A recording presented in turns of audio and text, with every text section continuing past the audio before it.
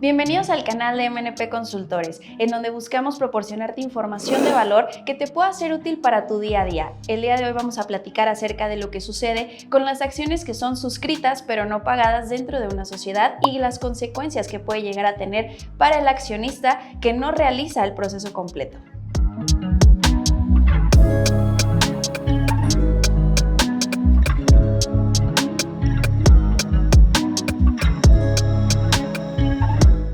Dentro de una sociedad pueden existir acciones que fueron suscritas pero que no fueron pagadas. Primero que todo, debemos entender que la sociedad anónima, su funcionamiento y organización se encuentran regulados en la Ley General de Sociedades Mercantiles. En esta legislación se establece que esta sociedad funciona a través de acciones, mismas que la legislación define como títulos representativos del capital social de una sociedad mercantil, mediante la cual la persona que los posee adquiere derechos económicos y corporativos. ¿A qué se refiere cada uno de estos derechos? Bueno, en un primer punto tenemos que se define a los derechos económicos como aquellos que se le otorgan al adquirente de las acciones, con el fin de que obtenga el derecho a recibir una parte proporcional de las utilidades generadas por la sociedad de la que forma parte. En cuanto a los derechos corporativos, se consideran como tal el derecho de voto dentro de las decisiones de la Asamblea que definirá al futuro de la sociedad. También se podrá acudir y convocar asambleas para la discusión de temas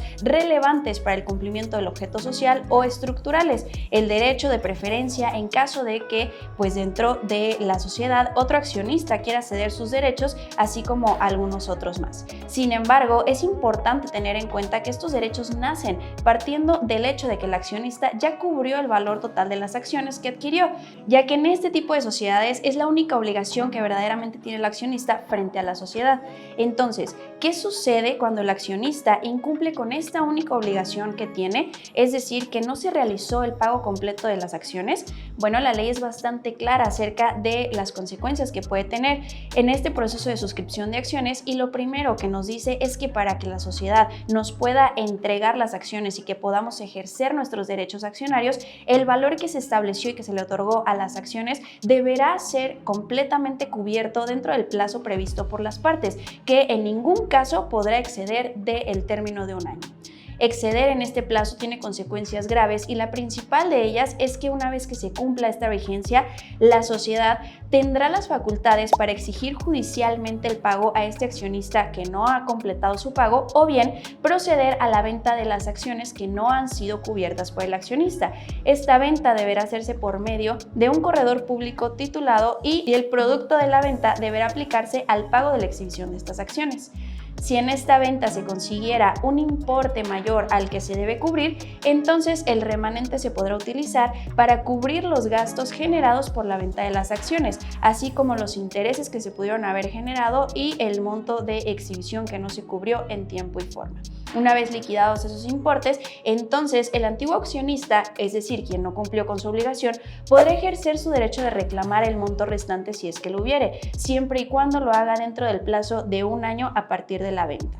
Para el ejercicio de esta facultad de venta, la sociedad contará con el plazo de 30 días, el cual comenzará a computarse una vez concluido el plazo que se le hubiera otorgado al accionista, o bien el plazo máximo de un año. Si pasara ese tiempo y aún no se ha vendido, la sociedad no ha logrado concretar alguna de estas dos acciones, es decir, la exigencia del pago de manera judicial o la venta de las acciones para cubrir el monto faltante, entonces se deberá proceder a la debida reducción del capital.